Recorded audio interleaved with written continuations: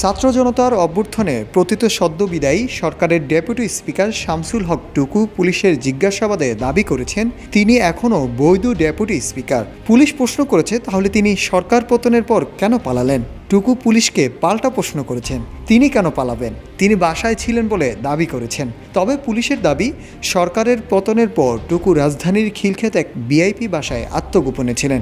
পরিস্থিতি স্বাভাবিক হলে তিনি দুবাই চলে যেতেন। তার আগেই পুলিশ তাকে গ্রেপ্তারে সক্ষম হয়। পল্টন থানায় যে হত্যা মামলায় টুকুকে গ্রেপ্তার দেখানো হয়েছে সেই বিষয়ে তিনি বলেছেন তিনি হত্যাকাণ্ডের মামলার কিছুই জানেন না। গত 5ই আগস্ট শেখ হাসিনা সরকারের পতন হয়। পুলিশি হয়রানি এড়াতে টুকু খিলক্ষেতের নিকুঞ্জ 2-এর একটি বাসায় আত্মগোপন করেন। সেই বাসা থেকে 14ই আগস্ট রাতে তাকে গ্রেপ্তার করে পুলিশ।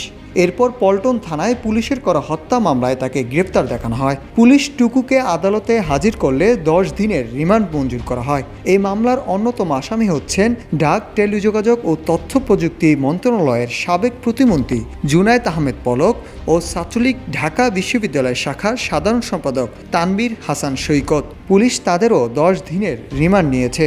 মামলার তদন্তের মুখ্য সমন্বয়কারী পল্টন থানার পরিদর্শক সেন্টু মিয়া গণমাধ্যমকে জানান আসামিদের জিজ্ঞাসাবাদ করা হচ্ছে।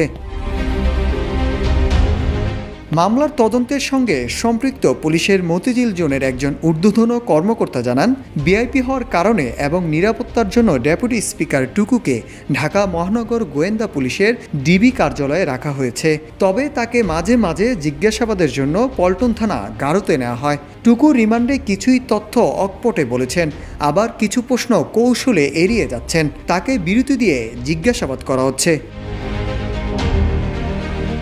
সূত্র জানায় পুলিশের জিজ্ঞাসাবাদে টুকু দাবি করেছেন কোটা আন্দোলন নিয়ে তৎকালীন ক্ষমতাসীন দলের নেতাদের মধ্যে বহু মত ছিল। তবে শেখ হাসিনার ভয়ে কেউ সাহস করে কথা বলতে পারেননি, কারণ অনেক নেতার সন্তান ও তাদের আত্মীয় স্বজন ও আন্দোলনে জড়িত ছিলেন। এ কারণে অনেক নেতা কোটা আন্দোলন নিয়ে নমনীয় ছিলেন। এ অংশের আশা ছিল বিষয়টি শান্তিপূর্ণভাবে সমাধান হবে। টুকু জানিয়েছেন কোটা সংস্কারের দাবিতে শিক্ষার্থীদের আন্দোলন যখন তুঙ্গে তখন গণভবনে 14 দলের একটি বৈঠক অনুষ্ঠিত হয়। দলের সিনিয়র নেতা আমির হোসেন আমুর কাছ থেকে সেই বৈঠকের কিছু বিষয় জানতে পেরেছিলেন। 14 দলের প্রধান নেতা শেখ হাসিনা পুলিশ, র্যাব ও বিজিবিকে দিয়ে পরিস্থিতি সামাল দেওয়ার পক্ষে ছিলেন, কিন্তু বৈঠকে পরিস্থিতি সামাল দিতে কারফিউ জারি করে সেনাবাহিনী মোতায়েনের ব্যাপারে 14 দলের নেতা হাসানুল হক ইনু, রাশেদ খান মেনন ও নজিবুল বশর মাইজবান্ডারির জোর ভূমিকা ছিল।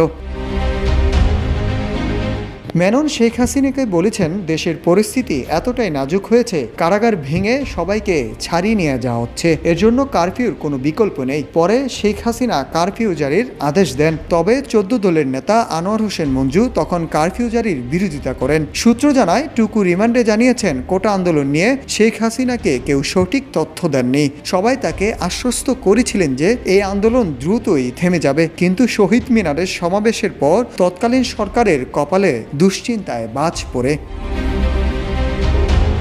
টুকু পুলিশের জিজ্ঞাসাবাদে জানিয়েছেন গত 17 জুলাই ডিএমপি কমিশনার গণভবনে গিয়ে প্রধানমন্ত্রীকে নালিশ করেন কোটা আন্দোলন নিয়ে তারা সঠিক গোয়েন্দা তথ্য পাননি, এজন্য তিনি পুলিশের বিশেষ শাখায় স্পেশাল ব্রাঞ্চকে দায়ী করেন। শেখ হাসিনা বিষয়টি এসবিকে অবগত করবেন বলে আশ্বাস দিয়েছিলেন। সূত্র বলছে টুকু জানিয়েছেন দেশের পরিস্থিতি স্বাভাবিক হলে তিনি দুবাই পাড়ি দিতেন।